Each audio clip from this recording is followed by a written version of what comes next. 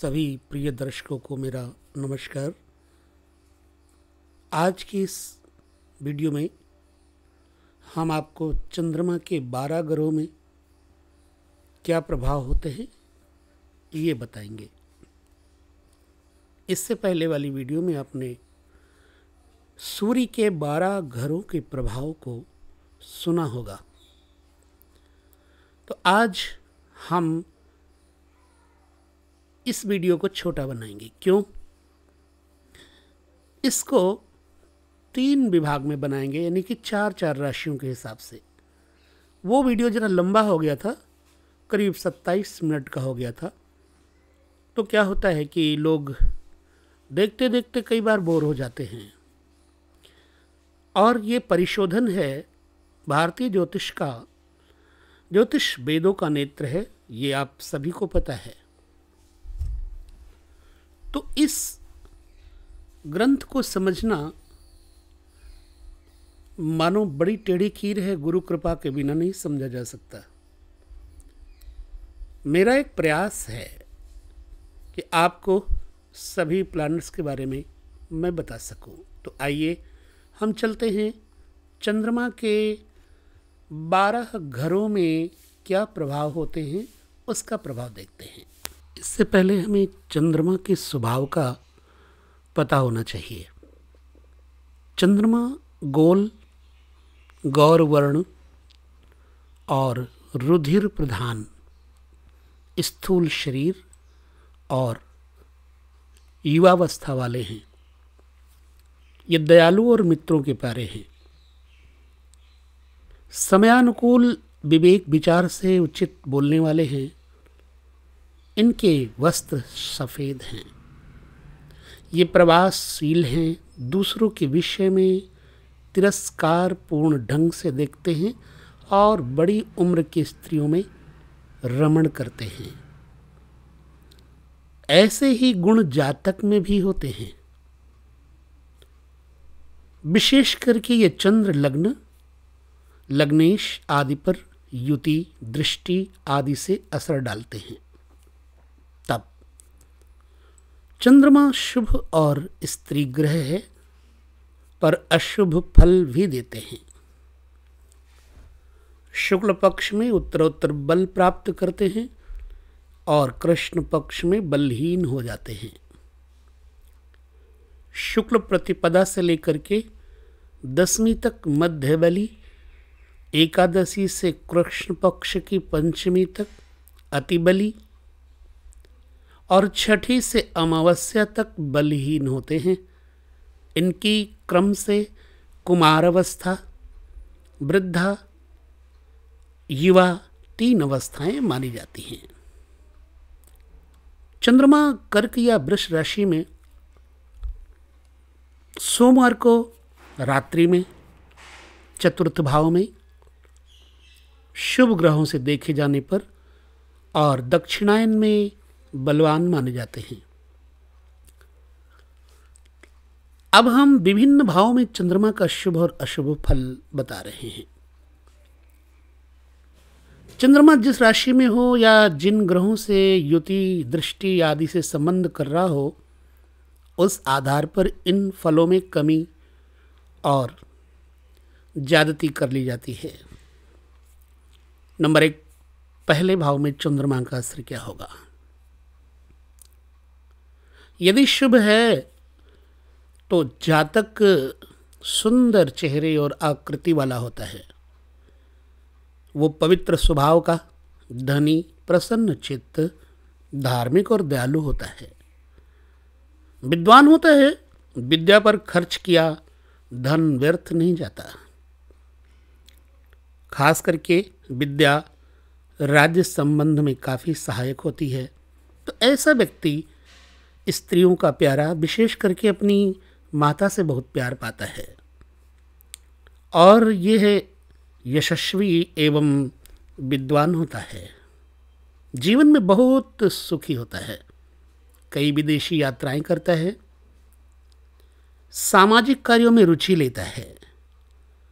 उसका जन्म माता पिता की विशेष कामना के फलस्वरूप होता है या फिर काफ़ी तरसने के बाद माँ बाप ऐसे बच्चे को संतान के रूप में पाते हैं, इसलिए ये माता पिता का बहुत प्यारा होता है। उसके जन्म के बाद उनकी धन की स्थिति भी श्रेष्ठ हो जाती है और ऐसे व्यक्ति का भाग्य माता और वृद्ध स्त्रियों की सेवा करने से और उनका आशीष पाते रहने से बहुत बढ़ता है। मेष, वृष और कर्क राशि में चंद्रमा विशेष शुभ फल देता है। अब यही चंद्रमा यदि अशुभ हो जाए तो कैसा हो जाता है, जरा ध्यान से सुनिएगा। अगर चंद्रमा क्षीण हो या क्रूर ग्रहों से संबंध करता हो तो जातक झूठा हो जाता है, किए हुए उपकारों का भूलना स्वभाव बन जाता है, यानी कृतघ्नि हो जाता है, व्याकुल चित्त, धूर्त और अति दीन हो जाता है। विपरीत परिस्थितियों में वो जल्दी घबरा जाता है, खांसी, श्वास संबंधी और वात रोगों से कष्ट पाता है।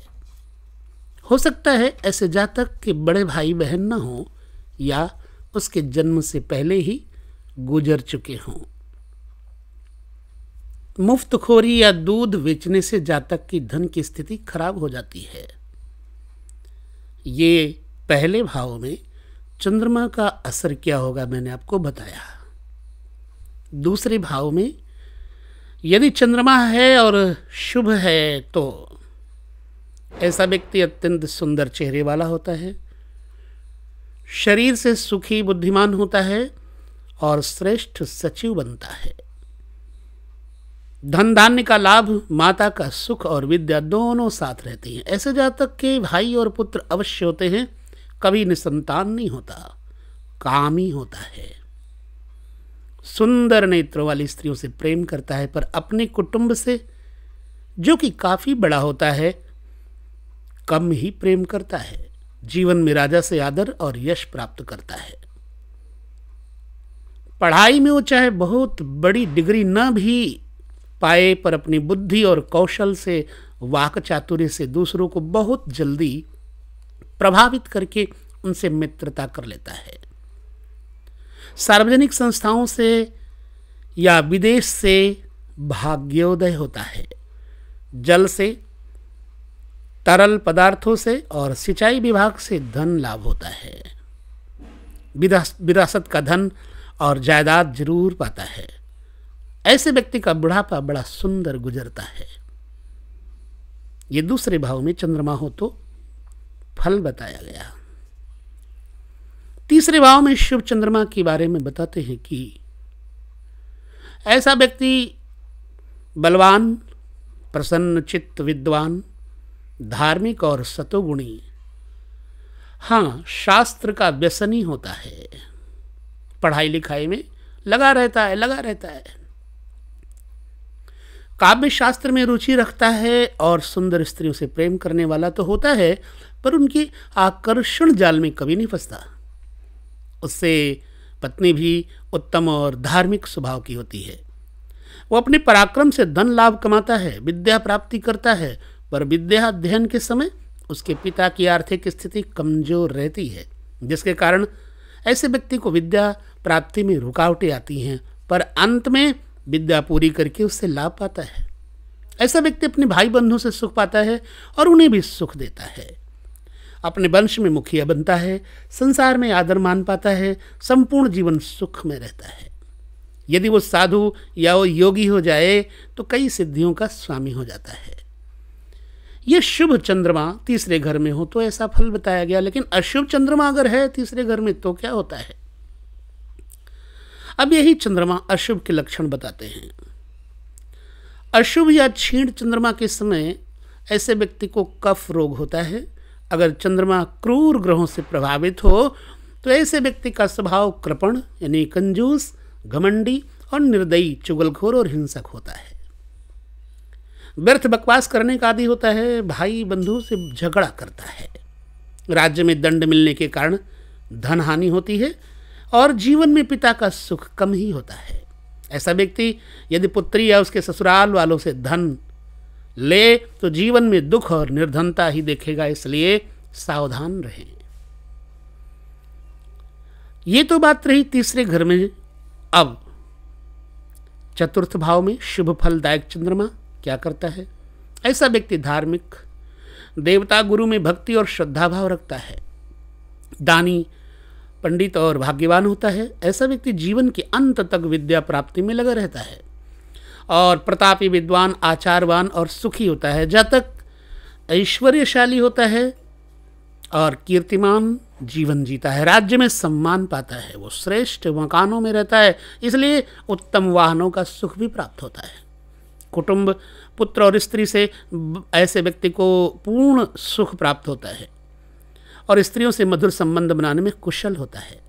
खेती, कपड़ा, पानी, नदी आदि में व्यापार कार्यों से या विदेश से धन कमाता है। खर्च करने पर उसका धन और भी बढ़ता जाएगा। जन्म अगर शुक्ल पक्ष का हो तो वृद्धावस्था बहुत अच्छी गुजरती है। ये रही शुभ की बात चतुर्थ भाव में। यदि अशुभ है तो ऐसा व्यक्ति पर स्त्री लोलुप होता है, माता का सुख अल्प होता है, माता पिता से मनमुटाव रखता है या उनसे दूर रहता है। ऐसे व्यक्ति को बचपन में सुख नहीं मिलता है। पेटू होने के कारण शरीर कष्ट भोगता है, शारीरिक कष्ट होता है उसको। ये चतुर्थ भाव में इस तरह के चंद्रमा की स्थिति मैंने बताई। अब आगे हम आपको चंद्रमा की गति के बारे में बताएंगे, परंतु इसको हम 3 भागों में लेंगे। पहले भाग में 4 घर और दूसरे भाग में फिर 4 घर, यानी कि 4 4 8, और फिर तीसरे भाग में 4 घर। तो इस प्रकार से हम 3 विभागों में बनाएंगे, क्योंकि पहली जो कुंडली थी, पहला जो क्रम था वो 27 मिनट का बन गया था, जो कि बहुत ज़्यादा होता है। इसलिए बस इसमें इतना ही। आगे मैं पुनः 4 घरों के चंद्रमा पर आपको दूंगा कुंडली। तब तक के लिए जय सिया राम।